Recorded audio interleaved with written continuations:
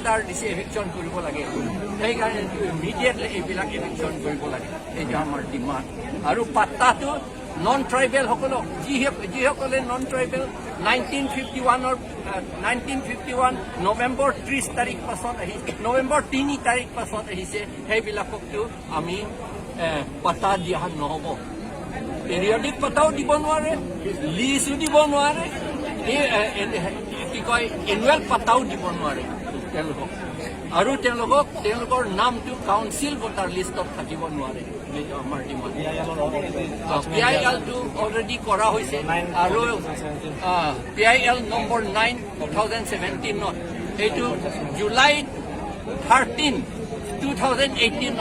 High court honourable high court Guwahati হাইকোৰ্টে order pass কৰা হৈছে যে 6 মাহৰ ভিতৰত ইলেকশ্যন ৰুল আৰু ভোটাৰ লিষ্ট বনোৱা ৰুলটো বনাব লাগে বুলি 6 মাহ নহয় তেতিয়া 7 বছৰহে পাৰ হৈ গ'ল এতিয়ালৈকে কাউন্সিল বনা নাই তেতিয়া এই কাউন্সিলটো যুক্তি নাই আৰু থাকিবলৈ সেইকাৰণে আমি ডিমাণ্ড কৰিছোঁ এই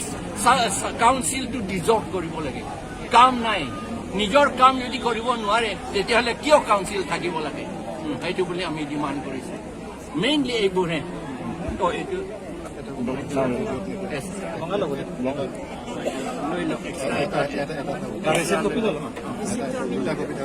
ৰিচিপ্টটো আমি পালোঁ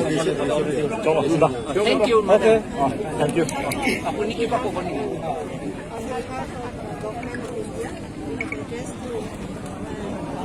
Prime Minister of India. Yes. 8 numbers of the descending to the government of India. The center, the council also. The center would like to thank all the participants in today's program for being so disciplined.